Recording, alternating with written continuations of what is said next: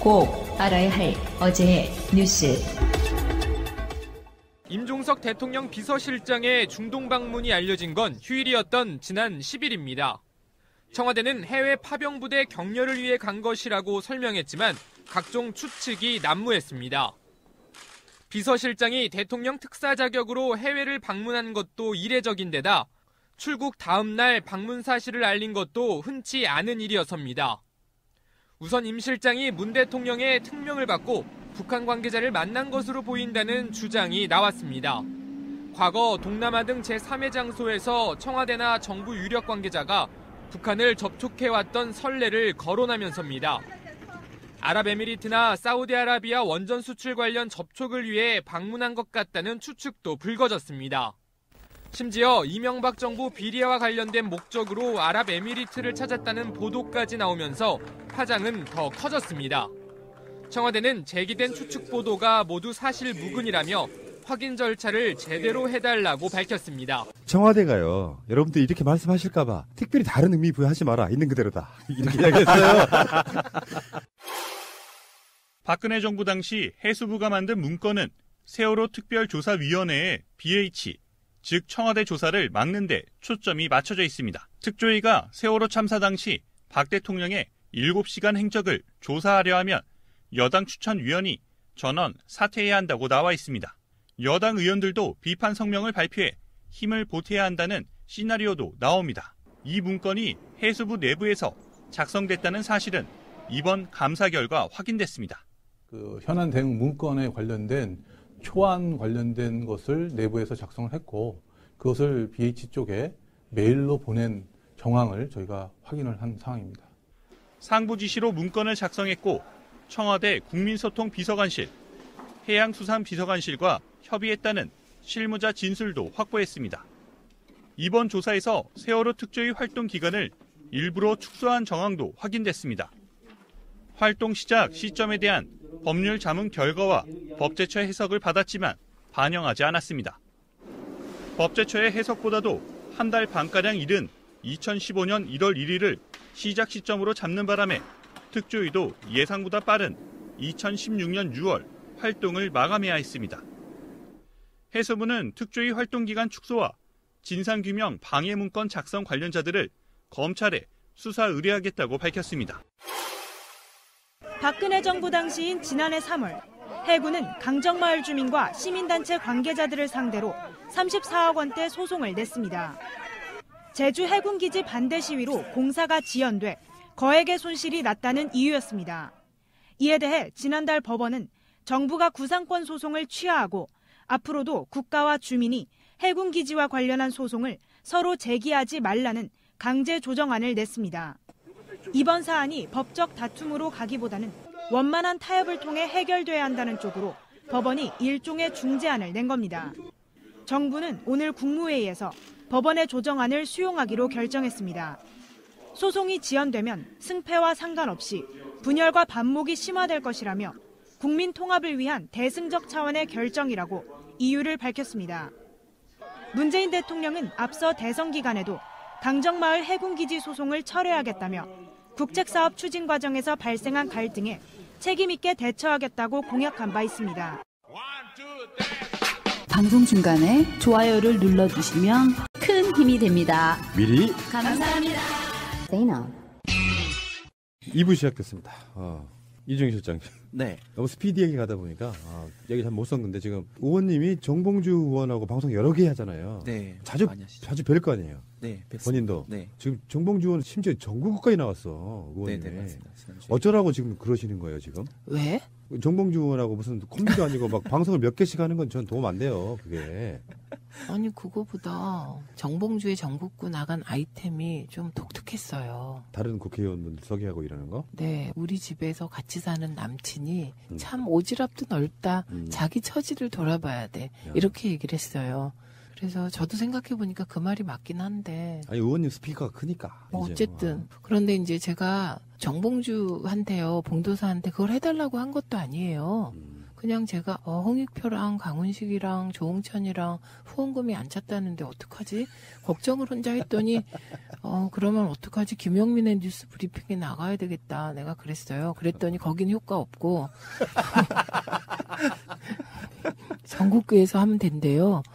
그러더니 최민희 의원은 마음결이 곱다며 전국구에 나와서 한번 하자. 그래서 저는 이제 목표가 달성되는 거니까 새날에서도 제가 강훈식 의원 얘기했잖아요. 그래갖고 그냥 나갔어요. 근데 방송하는 입장에서는 좋은 아이템 중에 하나고요. 아마 그래요? 정봉주 의원도 방송 우리같이 날마다 하는 방송도 마찬가지지만 이번 주에 오늘은 내일은 아이템을 뭘 하지 하는 게 항상 고민이에요.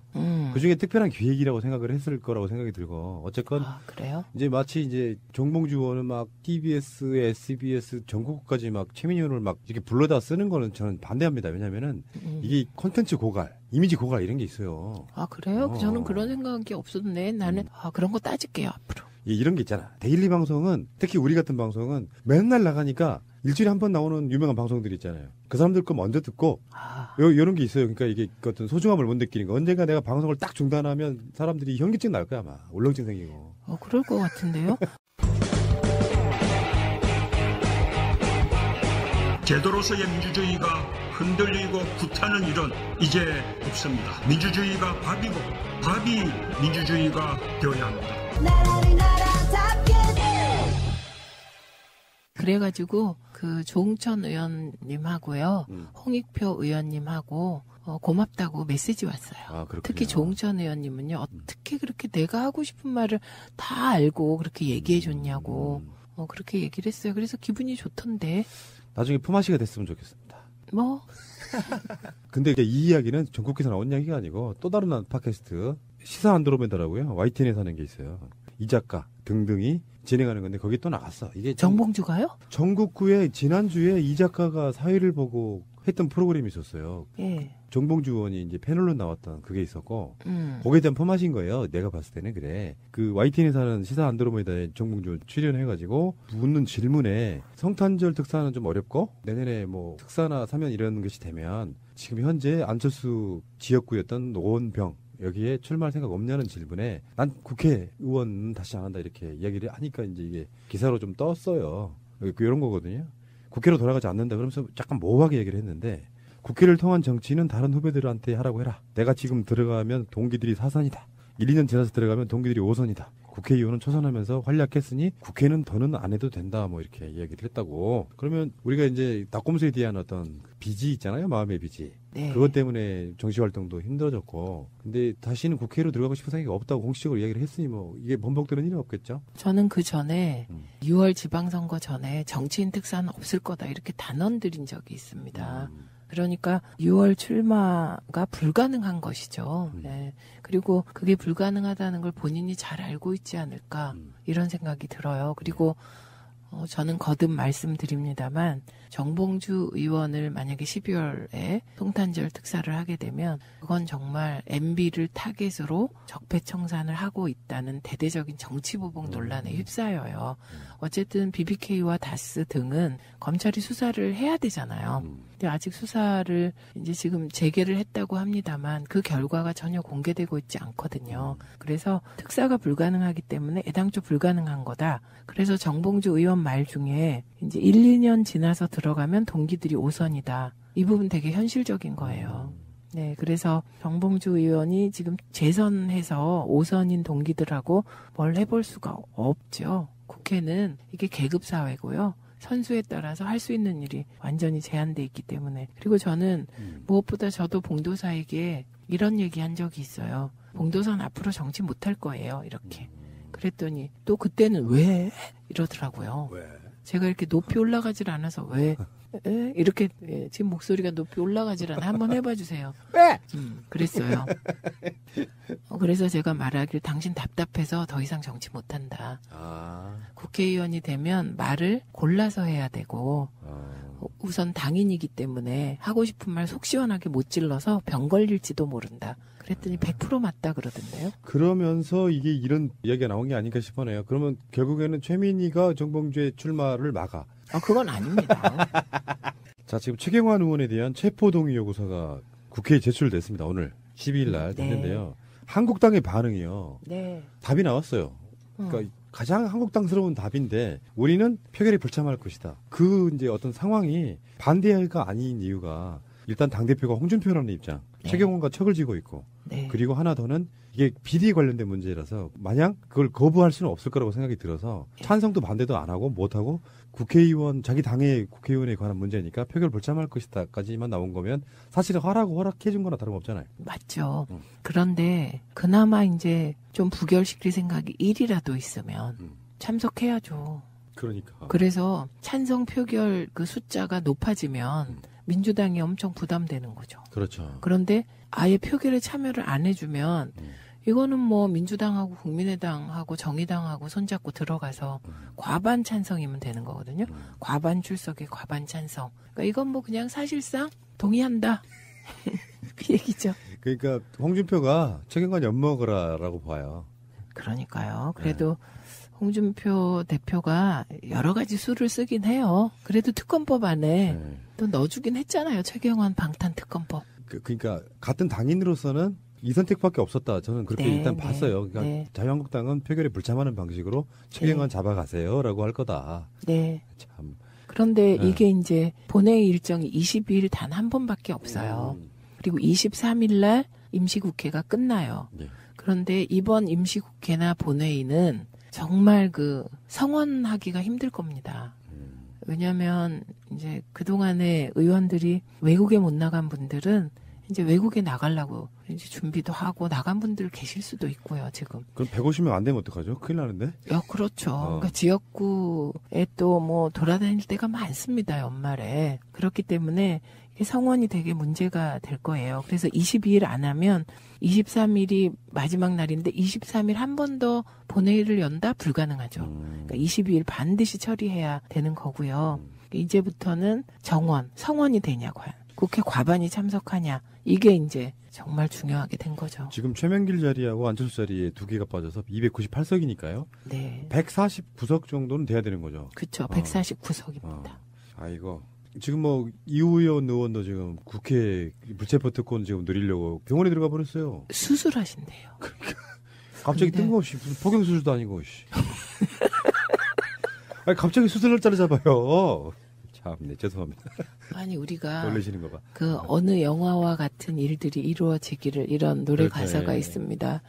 정말 영화 속 얘기가 어떻게 이렇게 생생하게 현실에서 보게 될까요? 그러니까 말하면 방탄국회라는 표현 자체를 지금은 좀 어려워졌어요. 이게요, 방탄이 안 돼요. 국회 방탄복이 찢어져가지고요. 그러네. 예, 효과도 없고. 그리고 자유한국당이 표결에 참석한다고 해도 이거 진짜 절대로 이거 반대 못합니다. 체포동의안은 찬성하게 됩니다. 그러니까 이게 만약에 자유한국당이 표결에 참석했는데 반대 표수가 막 100표 나왔다. 그럼 자유한국당 무너집니다. 그것 말고도 지금 그렇게 따지면 현재 이제 현역 국회의원들 입장에서는 굉장히 떨리겠어요.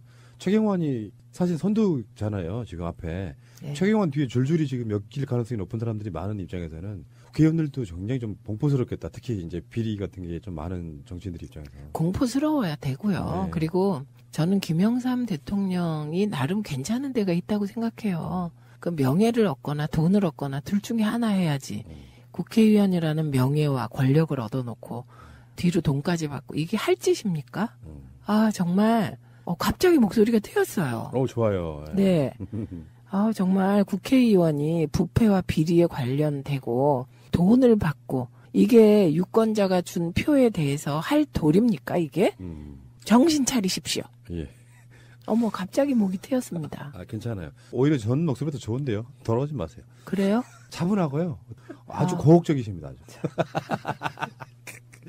지금 자유한국당은 좀 어떤 상황들을 보면 최경환이 지금 이제 22일 날이면 국회에서 체포 동의안이 처리될 가능성이 높고 현재 22일 날 본회의가 잡혀 있다고 그러고요. 22일에 체포 동의안을 보고하고 보고 후에 24시간에서 72시간 내에 처리를 해야 된다고 그럽니다. 그래서 결국에는 23일 날 본회의를 해야 처리가 가능하고요. 민주당에서는 20일에 본회의를 열 계획이고 처리 안 되면 24일부터는 체포가 가능하답니다. 네. 그러면서 방송은 오늘이요. 얼마 후에 결과가 나올지 모르겠지만 원내대표 선거라잖아요. 네, 그렇죠. 4시에 시작하면 한 6시쯤 끝나요.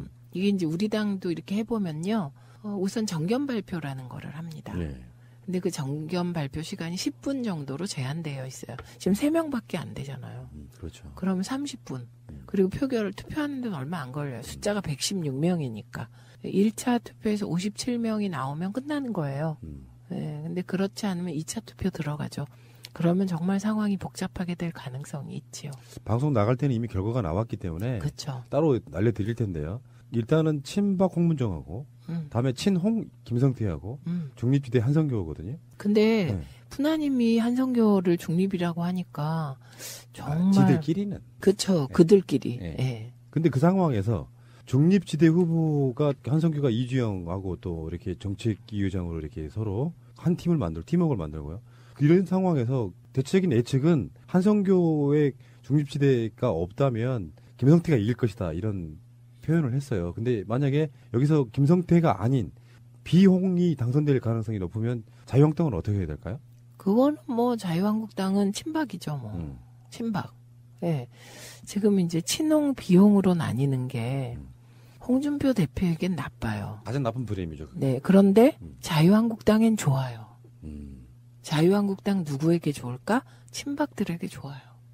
원래 처음에 시작할 때는 친박 대 비박으로 시작하는 선거가 나중에 이제 심판론, 뭐 대표 심판론, 전행론, 그래서 비용 대 친홍으로 갈리고 막 자기들끼리 이렇게 걸어요. 그렇죠. 그래서 제가 야 역시 친박은 친박이다.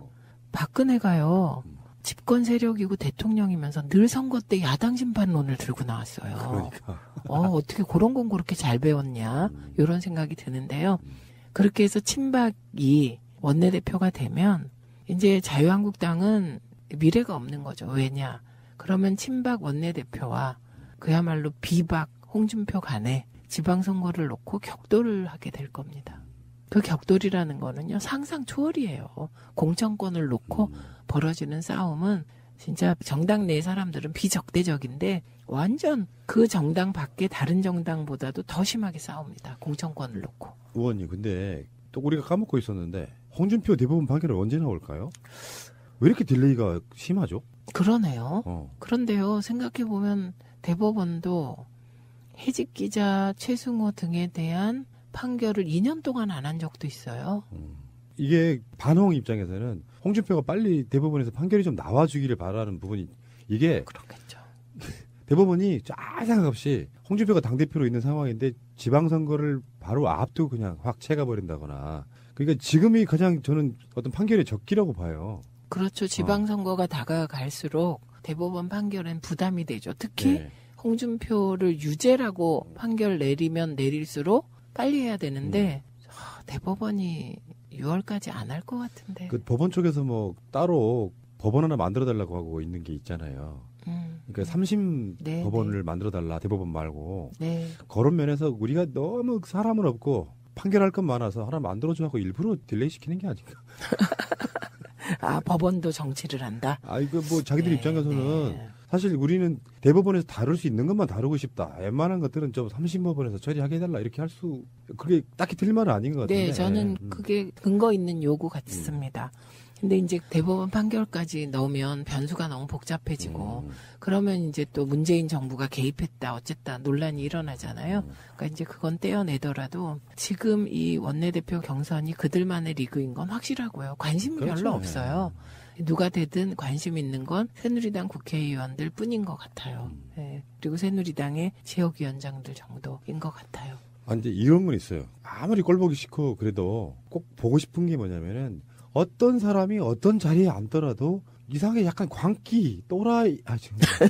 그들이 갖고 있는 그 워딩이나 이런 것들이 상식적이지가 않으니까 정치 자체가 공해가 돼버려요. 홍준표의 말 또는 장제훈의 말 이런 말들을 듣다 보면 어떤 생각이 드냐면은 이 사람들은 딴 나라에 살다 온 사람들, 별 나라에 살다 온 사람들 느낌이 들어서 좀 정치라는 게 사실은 정치 혐오가 없고 야당 이거 내가 지지하지는 않지만 정말 저 사람은 막 이주영 실장처럼 참 착해 보여서 뭔가 좀 도와주고 싶다 하는 사람도 있어야 되는 거잖아요. 근데 그런 사람이 안 보여. 장제원 의원 같은 경우는 바른정당으로 갔다가 돌아왔잖아요. 그럼 또 그에 대해서 또 나름 또 역할을 해야 되는 면이 있는 것 같죠. 근데 그쪽 문화인지 몰라도 한성교 같은 자들도 지금 뭐 일성이 대부분 막 문재인 정권의 뭐 폭주네 뭐 이런 워딩을 쓰고 있거든요. 또 그 자리에 가면 또 그런 식으로 이야기를 할 거고. 그러니까 한 번쯤 출마한 사람들 중에 한 사람이라도 문재인 정부가 잘하는 건 잘하고 있다고 얘기해주고 싶다. 그리고 정말 못하는 건 우리가 견제할 거다. 이렇게 말할 수 있는 사람이 없냐는 거예요. 그러니까 보수 정치판에 그 말을 할 사람은 딱 한 명밖에 없죠. 유승민 대표예요.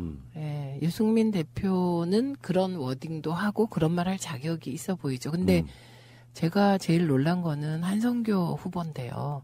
한성교 후보는 그 한때 친박의 핵심 중에 핵심이었어요. 그리고 친박 맞습니다.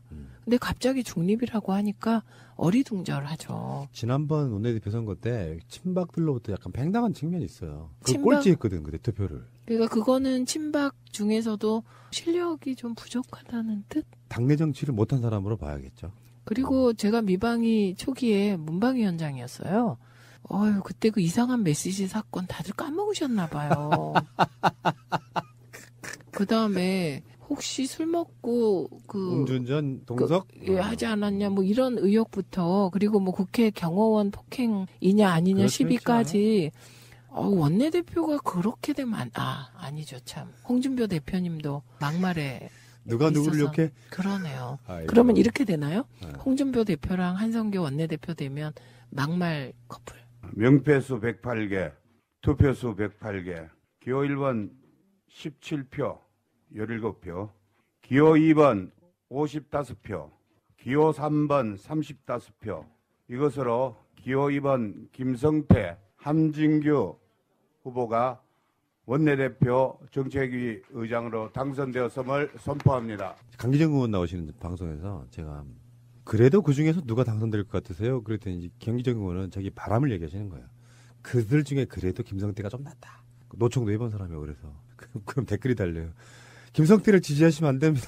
그럼 방송하시는 분들 입장에서 말할 사람이 없는 거야. 그러니까 이제 홍문종 후보는 골박이잖아요. 예, 그러니까 되면 이건 진짜 이제 도로 친박당 이렇게 되니까 다들 경계할 거예요. 그런데 본래는 진박인 한성교 후보가 이제 어떤 평론가가 위장 전입했다. 그런 표현을 했더라고요. 이종훈 평론가가 아주 적절한 표현이죠. 그럼 위장 전입했다 이 표현은 뭐냐면 여전히 친박이다 이 소리잖아요. 이주영도 뭐 대표적으로 친박으로 분류되는 사람인데 뭐. 이주영 이주영이요. 실장이 언제 거기 가서 또 깜짝 놀랐어요. 이주영 정책위 의장 후보. 거기 친박이죠. 친박인데. 장관도 했으니까요, 박근혜 때. 당연하죠. 그러니까 장관 자리를 받았다. 핵심인 거예요. 줬다. 내가 너를 핵심으로 생각한다 이 말이에요. 그분은 어떤 자리에 올라가 있지 않으면 불안감 느끼는 그런 분이세요. 경선해서 떨어져 놓고도 후배 정치인 밑으로 정책위 의장으로 들어가시는 아주 훌륭한 분이십니다. 아주 특이한 케이스예요. 그러니까 무슨 자리가 있어야 해. 이분은 그런 분으로 이제 보이고. 자, 어쨌건 간에 자유한국당이 보여주는 모습 속에 우리 보수의 미래, 그러니까 좀 보수라고 표현하면 안 되는 거지만 그래도 엄연하게 보수로 인식되어 있는 세력이 점점 망해가는 측면이 있는 거고. 근데 만약에 이게 이제 우리가 객관적으로 한번 유체이터를 한번 해보자고요. 자유한국당의 이론이라고 생각했을 때 자유한국당을 위한다면 그래도 누가 되는 게 나을까요? 그래도 조금이라도 댓글이 안 달리게끔 만들어줘야 돼. 조금이라도. 근데 아무도 지지를 안 하기 때문에 뭐 누가 되나 관심이 없지만 그럴 리가 있을까 싶지만 어쨌든 친박은 안 돼야 되는 거죠. 상식적으로. 그 당을 위해서라도. 근데 제가 뭐 자유한국당을 위해서 생각하고 싶지 않기 때문에. 당대표가 그나마 홍준표인 게 다행인 거잖아요. 어떤 나라 전체로 보면 친박 입장에서 봤을 때. 근데 이제 친박 대표 당선이 돼가지고 그 친박이 이제 사사건건 홍준표랑 이렇게 마찰을 일으키는 상황이 되고 그러면 우리 국민들 입장에서는 사실 어떻게 보면 즐겁기도 하고 그러면서 망해가는 거잖아요. 오히려 정당은 약간 독재성이 있어도 일사불란한 느낌으로 가줘야 지지자들이 더 달라붙는 그런 상황들이라는 게 있지 않습니까? 14%. 그러니까 지금 자유한국당은 뭐 굳이 제가 자유한국당에 뭘 얘기해드릴 생각은 없지만 그래도 어쨌든 제대로 된 보수 정당이 서야 하니까요. 그런데 저렇게 홍준표 대표가 대구의 지역위원장 자리들을 관심을 갖고 막 이런 거 보면 앞으로 한 뭐 참 미래가 안 보이는 상황입니다. 예. 알겠습니다. 어쨌건 최경환 의원의 체포되는 모습. 수갑 채우고 가지는 않을 거고 검찰 출석해서 바로 체포할 것 같은데 그 모습 한번 보고 싶고요. 아니 자기가 모시던 박근혜 씨도 수갑차고 법정에 나오지 않습니까? 지금은 거부하고 있지만. 아니 그러니까요. 이런 거예요. 저희요. 정말 아무리 극우 보수 쪽 분들이 이해관계로 뭉쳤다지만 어떻게 박근혜를 위해서 정계 은퇴하는 사람 한 명 없습니까? 이런 상황에서. 그러니까요. 도의적 책임을 지고 네. 못 모신 죄로 정계를 은퇴합니다. 서청원 정도는 그렇게 해줘야지. 왜 그런지 아시잖아요. 네. 비리로 감옥에 갔던 사람을 바로 빼내서 그 바로 화성으로 사면 보냈잖아요. 복권해서 화성으로 보내서 국회의원 만들어줬는데 어떻게 그런 사람 하나 없습니까? 이게 결국은 마음으로 박근혜를 존중했던 사람이 없었다는 걸로 보여요. 화성에서 온 남자, 금성에서 온 여자. 자, 알겠습니다. 우병우 전 청와대 민정수석이요. 비공개로 검찰에 출석을 한번 했어요, 최근에. 그게 이제 뭐 과학계 블랙리스트 아니면은 교육감들 사찰 뭐 이게 다 연결이 돼 있는데 교육감들 사찰이나 과학계 블랙리스트 이거는 굉장히 많은 증거 자료가 있나 보더라고요. 네, 그렇죠. 네. 그리고 교육감들이 검찰에 출두했잖아요. 출두하면서 다 얘기를 했잖아요. 그 말 이상의 것을 당했다. 그렇죠. 그러니까 어떻게 미행을 당했대요. 와, 영화 같죠? 정말 시대착오적인 인물들이에요. 그러게요. 지금이 중정시대인 줄 알았나 봐요. 중앙정부. 그러니까 큰 얼개로 보면 박근혜 국정교과서라든지 등등의 것들이 진보 쪽으로 분류되는 교육관분들이 반대를 하니 네. 대구 경북을 제외하고는 다 한번 뒤를 캐봐라. 원매 비사실이 있을 거야. 예를 들어서 뭐 교육청 같은 데 들어가잖아요. 어떤 뭐 시민단체라든지 그런 사람들과 연계성 또는 뭐 수주 하청 뭐 이런 관계 있잖아요. 교육청에서 발주하는 거. 비리. 그런 것들 다 캐봐라 해서 캐봤다고 하는 게 이게 뭐 어떻게 하겠다는 거예요. 그러니까 이게 그 사람들 비리는 비리 다른 문제고 원래 정치가 정상적으로 되려면 교육감들 불러다가 대통령이 이건 뭐 교육부 장관이건 요구사항 이야기 듣고 이게 정상이잖아요. 그래서 잘못된 게 있으면 받아주기도 하고 하는 건데 일단 뒤부터 켜서 약점을 잡은 다음에 니들이 갖고 있는 생각 처리해. 이런 목적이잖아요. 그렇죠. 근데 그런 거 보면 조 의원 등은 참 괜찮은 사람이에요. 그러니까요. 하나도 안 나오고. 제가 이상했던 게 그 누리과정 예산이랑 막 갈등할 때 진보 교육감들이 비리로 막 조사받고 그랬잖아요. 그게 너무 이상했거든요. 이렇게 맞물려 떨어질까. 근데 이게 하나하나 다 지금 블랙리스트 건으로 교육계 블랙리스트 건으로 현실로 드러나니까 진짜 문학의 블랙리스트도 이제 이상한 거였잖아요. 근데 교육계, 과학계까지. 이건 정말 나라가 총체적으로 사찰공화국으로 무너졌던 거예요. 아닌 게 아닌 걸로 드러난 게 하나도 없어. 네. 했던 게 다 그런 거예요. 네. 그럼 이야기 좀 잠깐만 해볼게요. 그러니까 뭐 진보 교육감 그럼 뭐 예전에 보수 교육감과 무슨 차별화가 되느냐 뭐 이런 이야기 하시는 분도 일부 있더라고요. 현장에서 잘 모르니까. 제가 어저께예요. 우리 꼬맹이 다니는 학교. 예전부터 나는 꼬맹이를 혁신학교로 보내고 싶었어요. 근데 멀리 떨어져 있어가지고. 근데 어제 보니까 그 학교에 꼬맹이 다니는 학교에 혁신학교 지정 뭐 해가지고 현수막이 걸려 있더라고요. 혁신학교에 대해서 학부모들이 갖고 있는 생각은 약간 여러 가지가 있어요.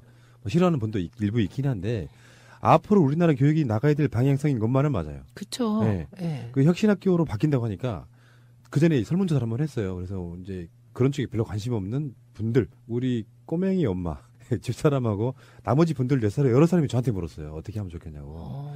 혁신학교 찬성하십시오. 당연히 찬성해야죠.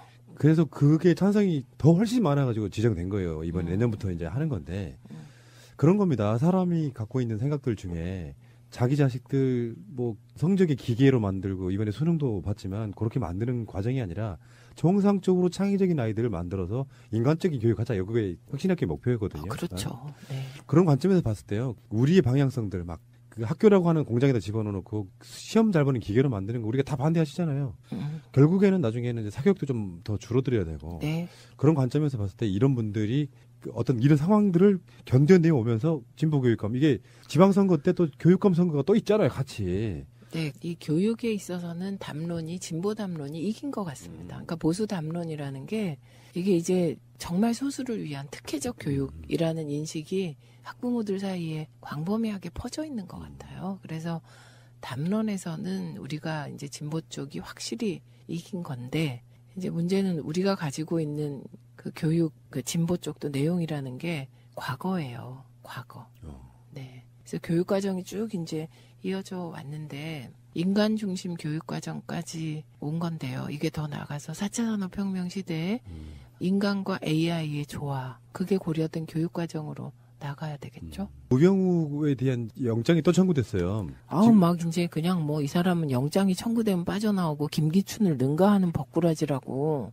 지금 우병우는 5번 출석했고요. 지금 3번째 영장 청구가 되는 건데 이번만큼은 검찰에서도 영장 청구가 되게끔 기각되지 않게끔 만반의 준비를 했다고 하더라고요. 그거 준비 중에 하나가 불시의 수색영장 가지고 핸드폰 뺏은 거, 그다음에 차 수색한 거. 네, 그리고 그때 당황하던 우병우의 눈빛 생각나잖아요. 지금 제가 봤을 때는요. 김기춘도 구속돼 있고 우리가 이해할 수 없는 판결들이나 영장 기각 이런 것들이 간접적으로라도 우병우와 선이 저는 있다고 봐요. 그렇게 추측들을 하시죠. 예. 그 우병우를 잡아놓지 않으면 범죄 수사에 적폐 범죄 수사에 대해서는 굉장히 어려울 수 있다. 그러니까 우리가 기억나시죠? 국정농단이 제대로 수사되려면 김기춘이 들어가야 된다. 이런 얘기 정말 많이 했어요. 그런데 김기춘을 능가하는 새끼 버꾸라지가 자라서 이미 김기춘을 능가했다는 걸 저는 그때 판단을 못했던 것 같아요. 그러니까. 그리고 나이 드신 분들은 좀 판단력도 흐려지고요. 귀찮으니까 대충 맡겨요. 자네가 해보게. 지금 우병우, 다음에 조윤선 이런 사람들은 지금 구속영장이 다시 발부가 될 가능성이 있어서. 네. 조윤선도 의외의 법꾸라지예요. 뭐 김현장과 뭐 여러 가지 이야기가 또 있잖아요. 네, 의외의 법꾸라지인데 이번에는 못 피할 것 같죠. 무엇보다 뭐 이전 정무수석이 모든 걸 다 인수인계했다 이렇게 얘기했는데요. 그러니까 증언이 뒤집어졌으니까 그 증언 뒤집어진 걸로 하면 다시 바로 구속인 거죠. 그렇죠. 알겠습니다. 우병우의 구속을 바랍니다. 사실 어떤 사람이 구속되고 이러는 건 마음 아픈 일인데 우병우는 구속돼야 돼요. 어떡해요. 마음 안 아파요. 우병우 같은 자들은 꽁꽁 묶어놔야 돼. 감옥에만 가두면 안 되고 감옥에도 꽁꽁 묶어놔야 돼. 우병우로 인하여 얼마나 많은 사람들이 그러니까요. 힘들었게요. 이거 참. 알겠습니다. 우리 방송에 나가고 조만간 결정되지 않을까 싶어요. 댓글 수사를 했었어요. 최동훈 검찰총장과 지금 서울중앙지검의 윤석열 팀장. 최동훈 검찰총장이 직접 한 건 아니지만 어쨌건 댓글 사건에 대해서 지금 이게 12월 11일 날인가가 공소시효가 끝나는 날이더라고요. 그 당시 대선 얼마 전에 했으니까. 근데 그 사건에 대해서 수사를 받던 국정원이 최근에는 어떤 것까지 나오냐면 뭐 가짜 사무실 만들어가지고 압수수색 뭐 일부러 당했다 이런 것도 있었는데 그걸 검찰이 코치했다는 거죠. 그러니까요. 그게 박근혜한테 최동욱이 문제다. 대충 설렁설렁 넘어가서 그냥 면죄부 주고 끝나면 되는데 검찰이 너무 디테일하게 파고 들어오니까 사실은 윤석열 이런 부분이었겠죠. 들어오니까 문제다라고 직보를 해서 결국에는 나중에 물론 이 정보가 이제 국정원 적폐청산 TF에서 나온 말이긴 한데 나중에 최동욱 통장의 천혜자 사건이 바로 터지는 걸로 연결이 됐다 이런 보도가 한번 나왔습니다. 아니 근데 수사받는 국정원이요. 검찰 인사를 좌지우지했다는 거잖아요. 말이 안 되죠 사실. 네. 그리고 이거를 건의했는데 어디다 건의했겠어요. 그러니까 최근에 혹시 그 자료 보셨어요? 보도된 건데 박근혜가 너무 어처구니 없는 지시를 많이 해서 진짜 나도 쪽팔렸다 이런 그 청와대 근무자들의 그 호소가 담긴 기사 보셨어요? 그거 저 얘기가 세긴 하지만 이것도 웃기고 그것도 웃겨요. 그러니까 우리가 흔히 얘기할 때 지금 최동욱을 잘라내려는 어떤 움직임이 이 국정원의 보고로 시작됐다. 이러면 되게 큰일 같고 제가 지금부터 얘기하고자 하는 건 큰일 아니라고 생각하는데 이게 더 큰일일 수도 있어요. 어떤 일이 있었냐면 우리가 설하고 한가위 때 명절 선물을 청와대에서 받아요. 야당 의원도 받아요. 국회의원이니까. 어느 해에는 임수경이 못 받은 거예요. 박근혜 청와대로부터. 김현도. 그 다음엔 김현이 못 받은 거예요. 근데 임수경은 그 사실을 뭐 그러지 않았는데 김현 의원은 이게 말이 되냐 이게. 세상에 이런 일이 있을 수가 있습니까? 이렇게 된 거예요. 근데 그 얘기를 했는데 남성 의원들이 별 반응을 안 하는 거예요. 근데 저는 진짜 기분이 나쁠 것 같더라고요. 그렇죠. 뭐 정말 하다못해 친박 핵심들도 받는 선물을 김현이 못 받는 게 말이 됩니까? 그래서 제가 이걸 운영위 때 마이크 앞에서 공개적으로 따진 사람이에요.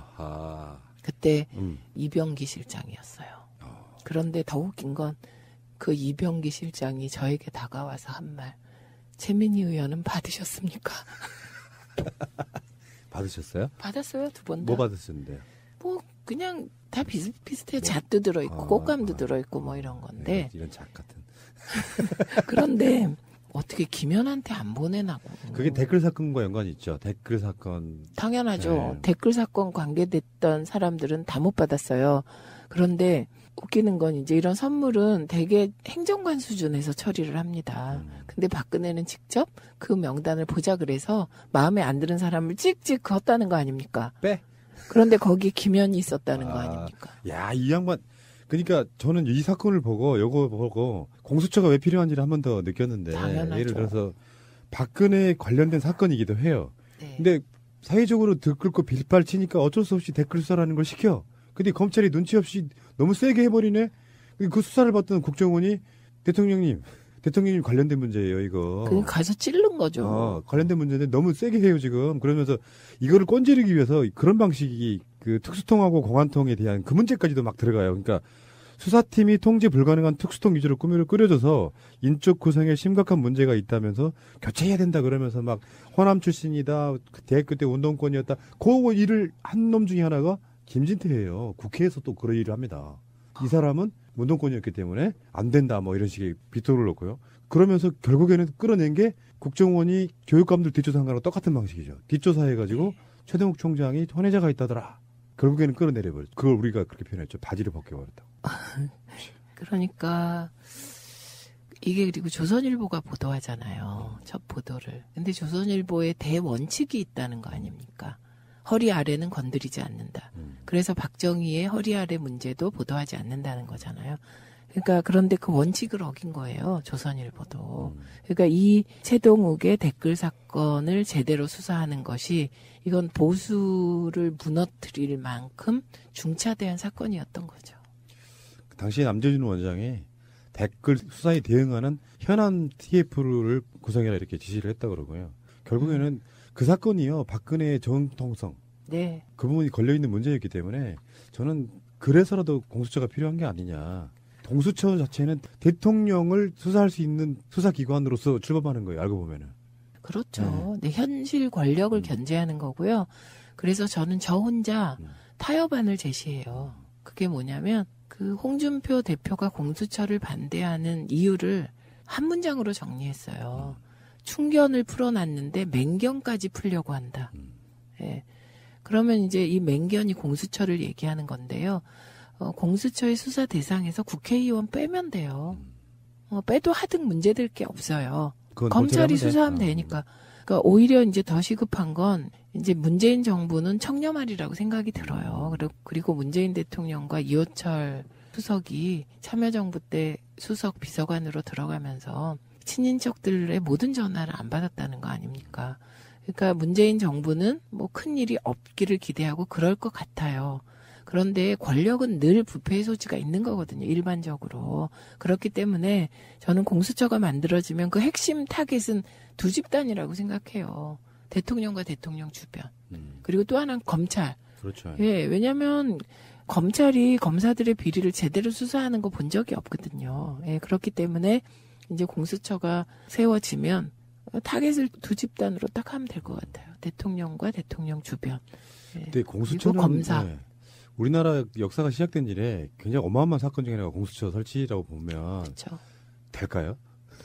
그러니까 제가 낸 타협안을 우리 당이 만약에 내면 자유한국당이 반대할 명분이 없어져요. 그래서 저는 공수처의 수사 대상에서 국회를 빼고라도 가자. 이거를 지금 앞으로 더 열심히 주장하려고요. 그리고 그 국가 권력, 특히 청와대 권력하고 권력을 견제하기 위해서 특별감찰관 제도가 이미 시행된 거거든요.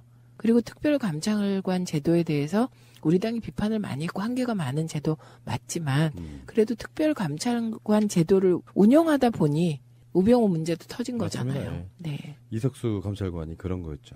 공수처를 대신하는 일종의 이제 다른 어떤 기구가 특별감찰관이 축소 아니었죠. 예.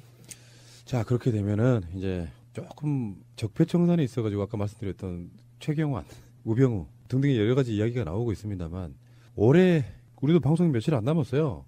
그러네요. 의원님도 이제 방송 많이 한 두 번 정도 하시는데 네. 정말 다사다난했다는 표현이 가장 정확한 그런 해가 아닌가 싶긴 해요. 그렇죠. 네. 의원님도 굉장히 많은 변신이 좀 된 그런 그렇죠. 해이기도 그리고 하고. 저는 지금 이 순간 목소리가 바뀌었잖아요. 정말 좋아요. 근데 처음에는 좀 어색했는데요. 네. 한 시간 넘게 이렇게 서로 이야기하다 보니까 이 목소리가 좋은데 다시 돌아오지 마시길. 다행입니다. 자, 이 시장님. 네. 그러니까 우리 의원님은 이제 이쪽 진영에 굉장히 소중한 보배 같은 분이시잖아요. 그렇습니다. 그래서 정말 소중히 다뤄주시고요. 알겠습니다. 급정거도 안 됩니다. 급질발도 안 돼요. 갑자기. 그래서 다음 주에는 목소리가 좀 돌아올 수 있도록 잘 보필해 주시기 바라고요. 알겠습니다. 네. 푸하하. 예. 고생하셨고요. 다음 주에 뵙겠습니다. 고맙습니다. 고맙습니다. 출입문 닫습니다. 닫습니다. 닫습니다.